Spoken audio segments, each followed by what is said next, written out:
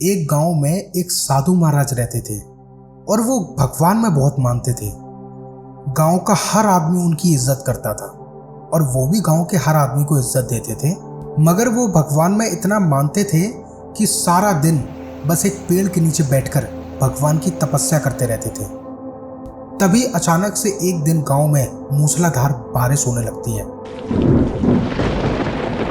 एक दिन, 2 दिन, 3 दिन बीत जाने के बाद भी बारिश बंद नहीं होती है और धीरे धीरे करके गांव में बाढ़ आ जाती है, जिसके बाद गांव के सभी लोग अपनी जान बचाने के लिए इधर उधर भागना शुरू कर देते हैं। और तभी गांव के एक आदमी की नज़र पेड़ के नीचे बैठे उस साधु महाराज पर पड़ती है, जो अभी भी भगवान की तपस्या कर रहा होता है। और वो आदमी भागता हुआ उस साधु महाराज के पास जाता है और उनसे कहता है कि महाराज, गांव में पानी भर रहा है, जल्दी भागो और अपनी जान बचाओ। मगर साधु महाराज ने उनकी एक बात नहीं मानी और उनसे कहा कि तुम लोग जाओ, अपनी जान बचाओ, मुझे मेरा भगवान बचा लेगा।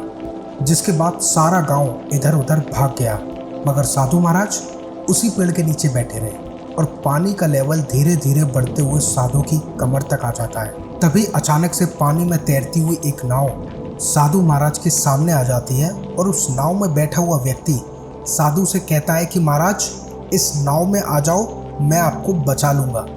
मगर साधु ने उस व्यक्ति से भी यही कहा कि तुम जाओ, मुझे मेरा भगवान बचा लेगा। वहीं दूसरी तरफ पानी का लेवल बढ़ता ही जा रहा था, जिसके बाद साधु महाराज अपनी जान बचाने के लिए उसी पेड़ पर चढ़ जाते हैं जिस पेड़ के नीचे वो तपस्या कर रहे थे। और तभी उस पेड़ के ऊपर एक हेलीकॉप्टर आ जाता है, जिसमें बैठे हुए व्यक्ति ने कहा कि आप ऊपर आ जाओ, मैं आपको बचा लूँगा।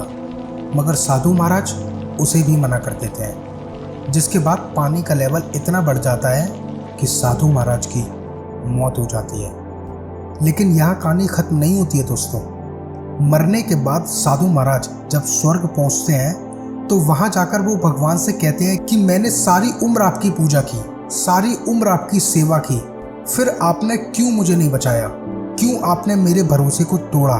जिसके बाद भगवान ने कहा कि मूर्ख, मैं तो तुझे 3 बार बचाने आया था, एक बार पैदल चलकर, एक बार नाव में और एक बार हेलीकॉप्टर में, मगर तू मुझे पहचान ही नहीं पाया।